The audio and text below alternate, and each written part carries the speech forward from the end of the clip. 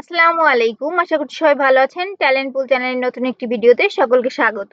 অর্ধবার্ষিকী পরীক্ষা 2026 এর ষষ্ঠ শ্রেণীর ইসলাম শিক্ষা বিষয়ের একটি নমুনা প্রশ্ন আজকে আমরা দেখব। ষষ্ঠ শ্রেণী থেকে দশম শ্রেণী পর্যন্ত সকল বিষয়ে নমুনা প্রশ্ন পাওয়ার জন্য চ্যানেলটি সাবস্ক্রাইব করে পাশে থাকবেন। তাহলে আজকে আমরা দেখব ষষ্ঠ শ্রেণীর ইসলাম শিক্ষা বিষয়ের একটি নমুনা প্রশ্ন। সময় 3 ঘন্টা, পূর্ণমান 100। বহু নির্বাচনী অভিক্ষা, প্রতিটি প্রশ্নের মান 1। এখানে মোট 30টি বহু নির্বাচনী প্রশ্ন আসবে। প্রতিটিতে 1 নম্বর করে, 30টার জন্য থাকবে 30 নম্বর। এখানে প্রতিটি প্রশ্নের উত্তর যেগুলো উত্তর হবে সেই উত্তরের অপশনগুলো আমি নীল রং করে দিয়েছি যাতে তোমাদের বুঝতে সুবিধা হয়। তো 30টি বহু নির্বাচনী প্রশ্ন, আলাদা একটি উত্তরপত্র দেওয়া থাকবে যেখানে ধরো 1 দাগ দিয়ে ক, খ, গ, ঘ লেখা আছে। যে অপশনটা উত্তর হবে সেখানে বৃত্তটি কালো কালি দিয়ে ভরাট করে দিবে। 1. আকাইদ কোন ভাষার শব্দ? উত্তর হবে ক, আরবি।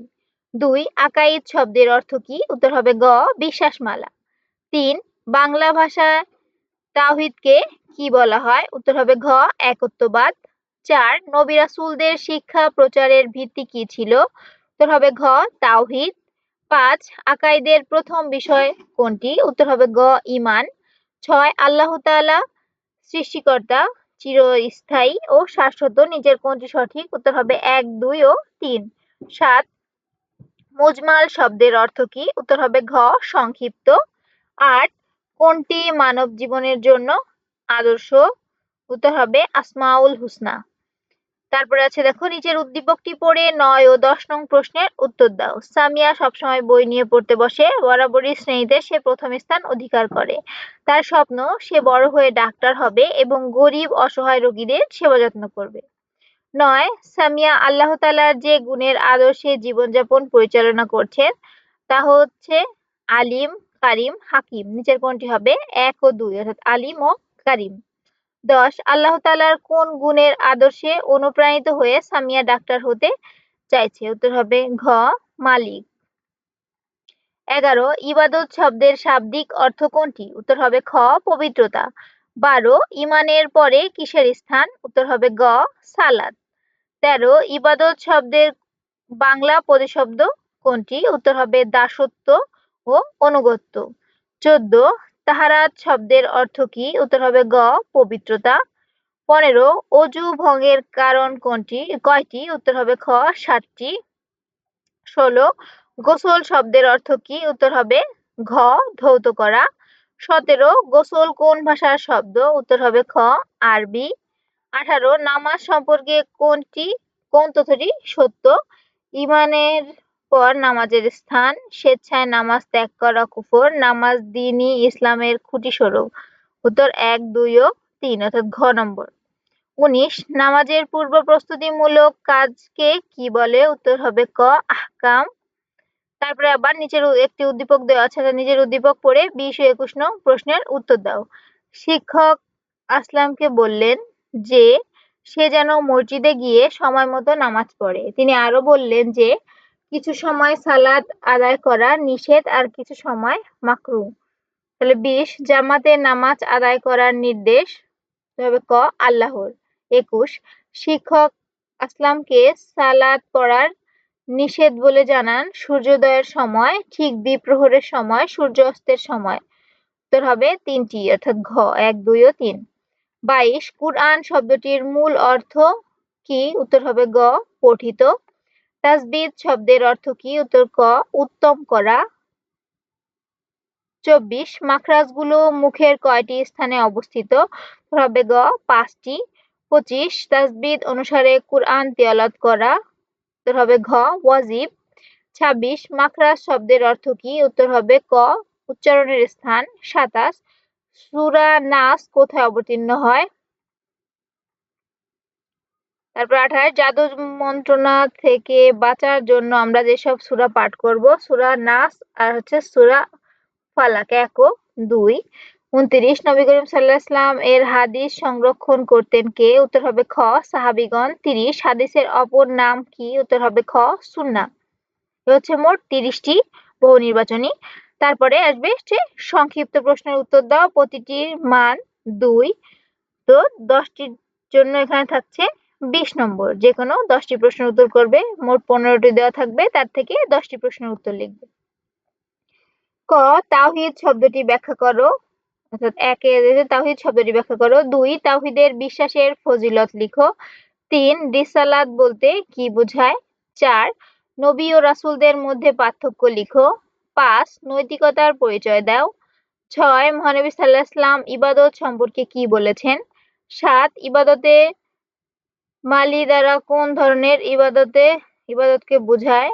৮ নাজাসাত শব্দটি ব্যাখ্যা করো। ৯ পবিত্রতা কত প্রকার ও কি কি? ১০ অজুর ফরজ কয়টি ও কি কি?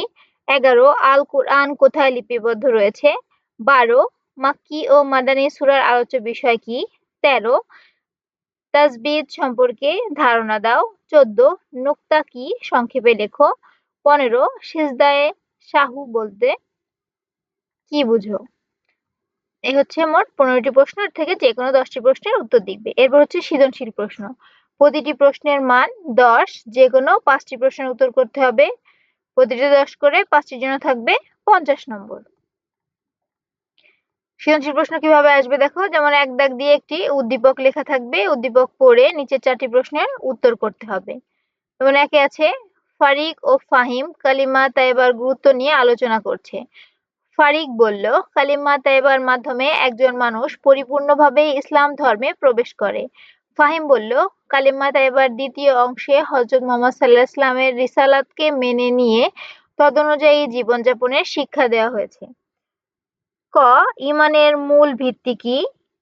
খ কালিমায়ে তয়্যিবা ও কালিমায়ে শাহাদাতের অর্থ লিখো। গ ফাহিমের বক্তব্যের বিষয়বস্তু ব্যাখ্যা করো। ঘ ফারিকের বক্তব্যের নিরূপণ করো যথার্থতা। একইভাবে ২ দাগেও একটি উদ্দীপক দেওয়া আছে এবং উদ্দীপক থেকে ৪টি প্রশ্ন দেওয়া আছে। প্রশ্ন ৪টি হচ্ছে ক ঈমানে মুজমাল শব্দের অর্থ লিখো। খ ঈমানে মুজমালের বাংলা অনুবাদ লিখো। গ উদ্দীপকে বর্ণিত গুণের প্রয়োগ কিভাবে করা যায় ব্যাখ্যা করো। ঘ উদ্দীপকে বর্ণিত হুকুম সম্পর্কে তোমার মতামত প্রদান করো। ৩ দাগে ক রিসালাত শব্দের অর্থ কি? খ আল্লাহ আমাদের রিজিকদাতা ব্যাখ্যা করো। গ রোমেলের ঘুষ গ্রহণ কিভাবে বন্ধ করা যায় ব্যাখ্যা করো। ঘ আখিরাতের বিশ্বাস আকরাম সাহেবের চরিত্রকে কিভাবে সুন্দর করেছে যুক্তিসহ বিশ্লেষণ করো। ৪ দাগের ক তে ইবাদত শব্দের অর্থ কি? খ ইবাদত বলতে কি বোঝো ব্যাখ্যা করো। গ ইভা কিভাবে অজু করবে ব্যাখ্যা করো। ঘ ইভার জীবনে অজুর ফজিলত বিশ্লেষণ করো। ৫ দাগের ক সিজদা তিলাওয়াত কি? ৮ খ সিজদা তিলাওয়াতের একটি শর্ত ব্যাখ্যা করো। গ নামাজের ভিতরে ও নামাজের বাইরে রাকিব ও সাজিব কিভাবে সিজদা তিলাওয়াত আদায় করবে ব্যাখ্যা করো। ঘ সিজদায়ে তিলাওয়াত কেন আবশ্যক আলোচনা করো। ৬ আদর ও পলাশ দুজন খেলার সাথী, তাদের একটি উদ্দীপক দেওয়া আছে। এখান থেকে ৪টি প্রশ্ন হচ্ছে ক গোসল কাকে বলে? খ শারীরিক ইবাদত এত গুরুত্বপূর্ণ কেন? গ আদরের কাজটি কোন বিধান পালনের শিক্ষার অভাবের বহিঃপ্রকাশ তা ব্যাখ্যা করো। ঘ রায়হানের কর্মরূপ চিহ্নিত করে ইমাম সাহেবের বক্তব্যের পাঠের আলোকে মূল্যায়ন করো। ৭ দাগে ক কুরআন মাজিদ কোথায় লিপিবদ্ধ রয়েছে? খ আল কুরআনের বৈশিষ্ট্য লিখো। গ ইমাম সাহেবের বক্তব্য অনুযায়ী আল কুরআনের গুরুত্ব ব্যাখ্যা করো। ঘ আল কুরআন জ্ঞান বিজ্ঞানের আধার উক্তিটি বিশ্লেষণ করো। ৮ দাগে ক তে আছে দেখে দেখে কুরআন তেলাওয়াতকে কি বলা হয়? খ মাখরাজ বলতে কি বুঝো? গ আয়েশার তিলাওয়াতে শুধুমাত্র কোন নিয়মটি অনুপস্থিত ব্যাখ্যা করো। ঘ সূরা ফাতিহাকে সমগ্র কুরআনের সারমর্ম বলা হয় কেন আলোচনা করো। এই হচ্ছে মোট ৮টি সৃজনশীল প্রশ্ন। এর মধ্যে থেকে যেকোনো ৫টি সৃজনশীল প্রশ্নের উত্তর করতে হবে। তো আশা করছি এই ভিডিওটি সম্পূর্ণ দেখার মাধ্যমে প্রশ্ন কিভাবে আসবে এবং উত্তর কিভাবে লিখতে হবে সেই সম্পূর্ণটি ধারণা পেয়ে গেছো। তারপরেও যদি কারো কোথাও বুঝতে অসুবিধা হয় অবশ্যই কমেন্ট করে জানাবে। ষষ্ঠ শ্রেণীর সকল বিষয়ের নমুনা প্রশ্ন পাওয়ার জন্য চ্যানেলটি সাবস্ক্রাইব করে পাশে থাকবে। আজ এই পর্যন্তই। আল্লাহ হাফেজ।